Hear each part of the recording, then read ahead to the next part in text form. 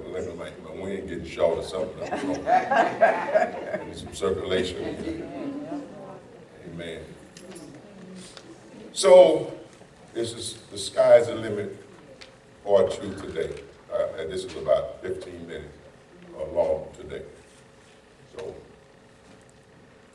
So we can differentiate this message from last one because it's all under the title, The Sky is the Limit. I want to use the subject for the day of this series, Sky is the Limit. God in the mind. I'm going to say that, God in the mind. I'm going to open something up to you. God in the mind. God in the mind. Put your hand, take that anointed hand, put it up on that head. Say, God is in the mind. God is in the mind. All right, say, I hear you, God. I see you. Come on, talk to yourself. I told you. Tell yourself now, God is in here. God is in here. Don't worry, God is in here. I know it looks, you can't see sometimes, but God is in here. Amen. He's going to be sight for you. God in the mind. So I want to deal with this subject. I want to deal with this just a little while. All right, so our key scripture again, Mark 23. If you can believe, all things are possible. I want to add to that scripture, Proverbs 23:7, which says, for as one thinks in his heart, it says of a man, but that's a word for mankind, humanity, not a gender word. So we translate it this way, as one thinks in his heart, what is it? So is he. Yeah. So goes his life. Yeah. We are what we think about. Yeah. That's why Philippians says, whatsoever things are just, pure, holy, so forth, of good report, think on these things, because as one thinks, so goes his life, or her life. Amen. So that will be a connecting scripture to that. So we're dealing with this cognitive, this mind. Again, God in the mind. All right, so we're going to talk a little bit about this mind thing here. All right, because we talked about, we've been getting there. So let's give a few scriptures here to see what the Bible is saying about this. 1 Peter is on. Okay, 1 Peter 1:13. Look what Peter says concerning this. Therefore, gird up the loins of what? So he tells us to be sober. I'm going to deal with all those definitions today. I'll even give you a definition of mind and thing, because we have enough to understand what I'm talking about. Maybe later I'll define it a little bit closer to what some of the translations would suggest. But right now, let's operate on the assumed working definition that all of us have. All right. Gird up the loins of your mind. Be sober. Rest your hope fully upon the grace that is to be brought to you at the revelation of Jesus Christ. So Peter says, therefore, gird up the loins of your mind. Here's what the translation of that says. God the mind. You know what God is the best? Because he said, gird up the loins of your mind. Here's the translation of that. God the mind. From that which, look what he says, which would hinder, the Spirit of God from working upon the mental faculties.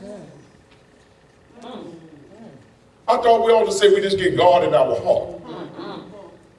You see, the fallacy, if we have so separated the heart from the mind, that we automatically make the mind a carnal thing that God doesn't use. But here, what Peter was talking about is, you protect this thing, because God works on this thing. That's where imagination comes from. It's coming from God. A man can use it for evil, but imagination is the creative power that God has given us. Peter, understanding this, says, protect your mind. Now, mind and heart, actually, we can categorize it, but actually in this context, it's not necessarily distinct, because the mind also has a voice. It speaks. And so, oftentimes you have to get your mind in harmony with your heart so that they speak the same thing and be one within yourself, because there can be inner turmoil and division where heart and mind are two different places. So, but nonetheless, God works on it. He says, you guard and protect the mind from, this is so powerful to me, protected, guarded from that which will, anything, undereducation, miseducation, everything else, misinformation, so forth, for anything which will hinder the Spirit of God from working upon the mental faculties. The Spirit of God from working upon the mental faculties. Here.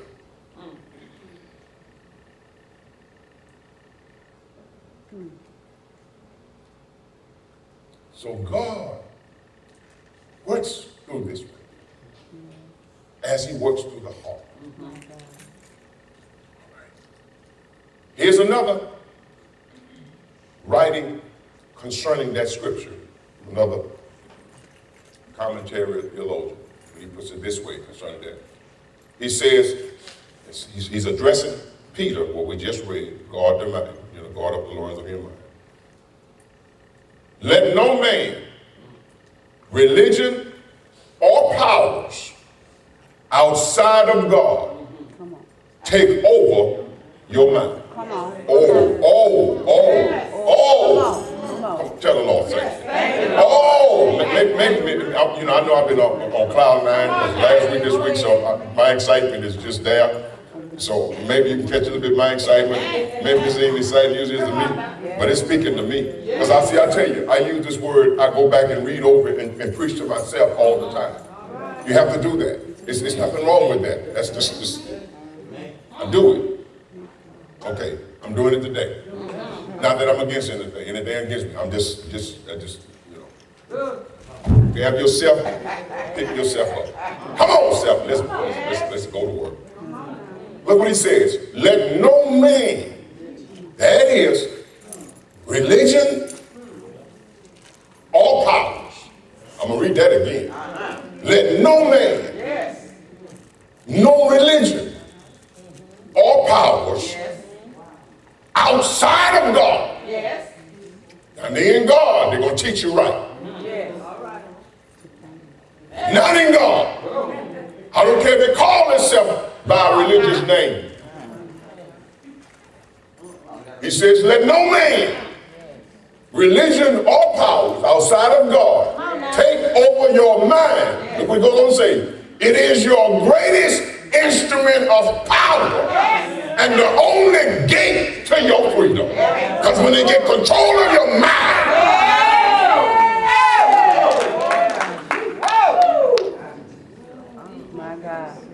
yes, Lord. My God. Come on. Jesus said, if the blind leads the blind, they both fall into the ditch, meaning that you suffer the same fate of his blindness. Why? Because at the end of the day, you got your own mind that I gave you. You can think for yourself.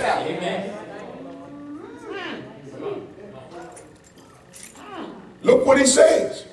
I'm going to read this again. I'm going to move on. Let no man, religion, or powers outside of God take over your mind. It is your greatest instrument of power and the only gate to your freedom. As long as you're in captivity here, you are bound.